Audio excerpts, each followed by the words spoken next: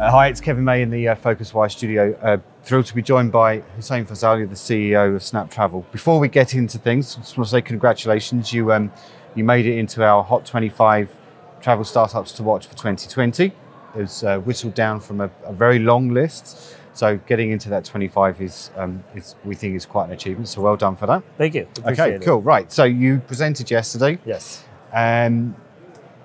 Give us a sense, if you can, Hussein, about where you think the market is with your product and adoption, and just very broadly initially about the kind of questions that you still get. There's three parts to that question, but just give us an overview. So consumers as a whole have adopted messaging fully. Yeah. If you look at the average consumer, they don't want to download apps anymore. They don't want to go on websites anymore. In fact, they spend almost all their time messaging on WhatsApp, on SMS, on iMessage, on Facebook Messenger. So messaging their friends is something that's very normal. What's new is being able to message businesses, and what's new is being able to conduct commerce over messaging. Yeah. So just on that though, I get the sense sometimes that when it's a business, there is that little element of hesitation. It's, because often it's a problem that you want to deal with, and you want to talk to a human, right?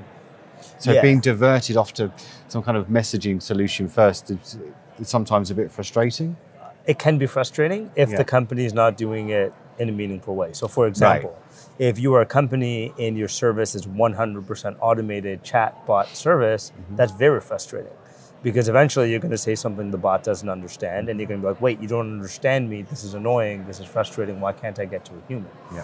Which is why with the SnapTravel, we have the bot, but it's also backed by humans. We have over 100 human agents available who jump in under 2 minutes if there's ever a situation that the bot doesn't understand. So do they get is there certain kind of red flags that they suddenly realize, or is it just when they can sense that the person that's sending the message is getting annoyed? Well, we built artificial intelligence technology to identify these things. Okay.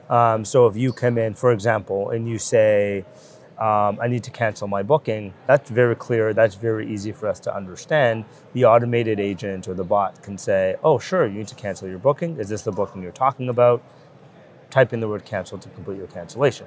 If you come in and you say, hey, I may need to cancel my booking, I know it's non-refundable, I land in 3 hours, can I let you know soon? That's obviously something the bot wouldn't be able to understand. Correct. So that would get kicked off. The confidence goes down in us understanding exactly what you're looking to do. Okay. That gets kicked off to a human. The human answers. And then the exciting part is that data is now labeled so that the bot can learn for the next time. Okay, so we talked about consumer acceptance. What about the industry acceptance then?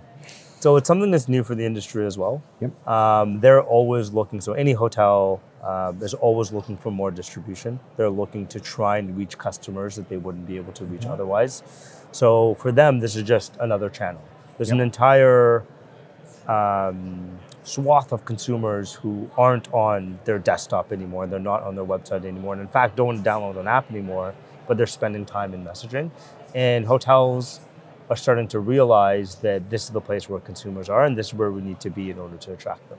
Okay, and let's talk about the business for a little bit then. So you've been raising money. I mean, what's been your kind of strategic focus around investment and how you need to grow? I mean, you've got 100 people just doing customer service and the agent side of things. So it's a fairly resource-heavy business, right? Yeah, so just to be clear, on the 100 people, that's total. They're not all online at the same time. That would be right. That would be quite something, right? And actually, our customer service is very efficient because of chat. Right? Yep. So most people have a very heavy customer service operation because every time someone wants service, they actually need to pick up the phone. Right? Whereas with us, because it's done over chat, an agent can handle 8, 10, 12 different conversations concurrently because they can manage multiple conversations at once. So that's actually a very efficient part of the business. When we think about the business as a whole, we've raised over $20 million to date in funding US. Yep. We have about 60 employees in Toronto.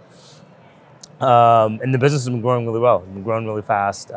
We're driving over 150 million annually in sales.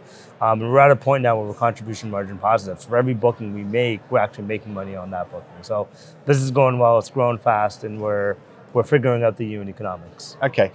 And you know, as the CEO and the founder and all those kind of things, what's the biggest challenge for you? Is it often when you talk to startup founders, they say it's maintaining the culture and all that kind of stuff from the little thing that we started off with all those years ago. Right. What would you say the same? Or do you have something else that's the biggest challenge for you? I would say so. I mean, the culture is obviously something that, you know, we always work on. We always want to work on. We want to maintain that. I think for us, it's this industry is so big, right? So we're doing 150 million. You know, we'd like to get to $1 billion in the next 2 years. Okay. And even when we get to $1 billion, we're still, you know, 1% or 2% of some of the largest players who are doing, you know, 100 billion.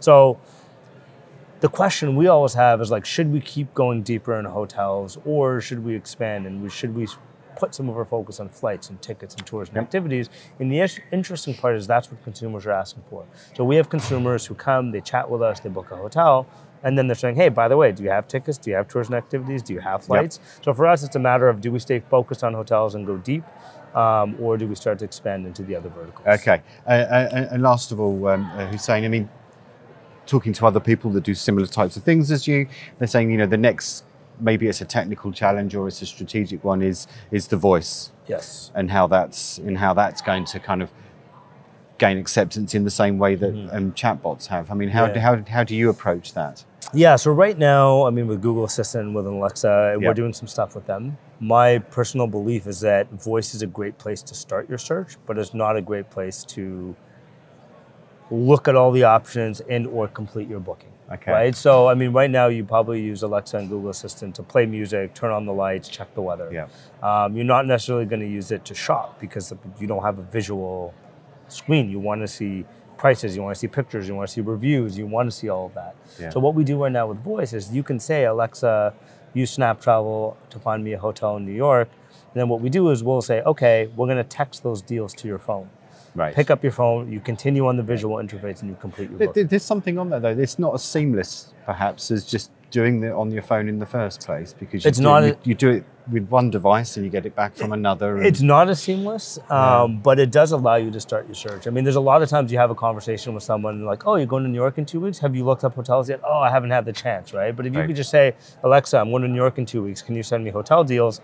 That's like one step that you've already taken. Yeah. Now, the next time you pick up your phone, you have a text waiting there with New York hotel deals, right, on your phone. So you're right, it's not as seamless. I think we'll get to a point where things are more like omni-channel, and more seamless across devices. But right now, that's the best solution I think that we have. Okay, great. Hussein Fazal, thank you very much for joining us. Thank you. No problem. Thank you.